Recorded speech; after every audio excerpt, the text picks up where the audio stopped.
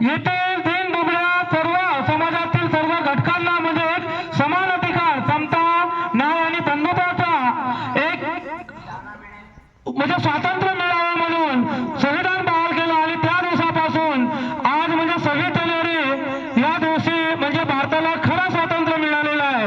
म्हणजे या दिवशी एक रिक्षावाल्यापासून तर एक श्रीमंत व्यक्ती एका समान दर्जात आणि एका लाईन मध्ये बसण्याचं काम म्हणजे या संविधानाच्या मार्फत झालेलं होतं. स्वातंत्र्य सैनिक असतील, ज्या स्वातंत्र्यवीरांनी आपल्या रक्ताची आहुती देऊन आम्हाला एक स्वातंत्र्य दिलं, पण खऱ्या अर्थानं आजही आम्हाला त्या स्वातंत्र्याचे महत्व कळलं नाही. आजही आम्ही त्याच रूढी परंपराचे चाललेले आलेले आहेत. आमच्या धर्मामध्ये ते सांगितलेलं आहेत, आमच्या ज्या रूढी परंपरा आहेत आम्ही त्यांनाच मान्य करतो. आजही आम्ही स्त्रीला समान दर्जा देण्याचं काम नाही करत. आम्ही आधी एखादा साधारण गरीब लोक असला तर त्याला आम्ही हीन भावनेला पाहतो. ही आज आमची मानसिकता आहे. आज 77 वर्ष होऊन गेलेले आहे, तरी पण भारत हा खऱ्या अर्थानं शैक्षणिक, राजकीय आणि आर्थिक याच्यामध्ये ज्या दिवशी खऱ्या अर्थाने बरोबरच प्रगतीच्या मार्गावर चालेल त्या दिवशी खऱ्या अर्थाने जो संविधान आपल्याला मिळाला त्याच्या संविधानामध्ये तरतुदी आहे. त्या तरतुदीनुसार जर या सर्व गोष्टी नियम लागू झाले तर आपल्यालाच खरोखरच हा देश आपला सुजलाम सुफलाम होईल. कारण आजही भारत स्वतंत्र झालेला आहे, पण भारत स्वतंत्र झाला असून आपण बाकी जसे दिवाळीचे सण आहेत, बाकी आपण होळीचे सण आहेत, बाकी अदर काही सण साजरे करतो, त्याचप्रमाणे हे जे 26 जानेवारी किंवा 15 ऑगस्ट हा एक गुण्यागोविंदाने साजरा करायला पाहिजे.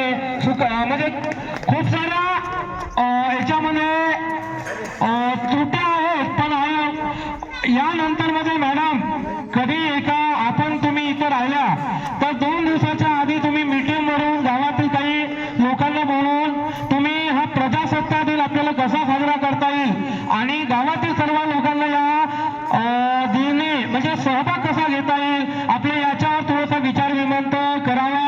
मी कारण एवढंच बोलू शकतो. बोलण्याचं काही खूप म्हणजे खूप काही असते, पण कधी कधी वेळाला पाहून माणूस आपले कधी कधी शब्द टाळावे लागतात. पण मी माझ्या ह्या लहान विद्यार्थ्यांना मी एवढं सांगेन, मॅडमने आज एक प्रण घेतलेला आहे की आपला महाराष्ट्र राज्य हा 100% साक्षर व्हायला पाहिजे. आणि याच्यामध्ये मॅडम तुम्हाला कुठलाही माझा पाठबळ लागला तर मी वैयक्तिक सर्व मदत करेन. की मोठ्या शाळेला मी दरवर्षी पुस्तकं वाटत राहतो. एकही वर्ष माझा खाली जात नाही. शिक्षणामध्ये माझी रूढी आहे, आम्ही जर त्या पदावर आम्ही जिथपर्यंत ध्येय नाही गाठलो असेल, पण आमची येणारी पिढी जर त्या पदावर पोहोचली असेल म्हणजे त्या ध्येयावर गेली तर आम्हाला आमच्या गावाचं जीवन सार्थक होईल. आज मी कोटरा या गावामध्ये गेलो होतो मागच्या वर्षी. कोटरा गावाला मी तिथल्या वाचनालयाला पुस्तकाचं संच दिलं होतं. तिथले 14 विद्यार्थी पास झाले. 14 विद्यार्थी पास होऊन सुद्धा म्हणजे काही कलेक्टर झाले, म्हणजे डेप्युटी कलेक्टर झाला.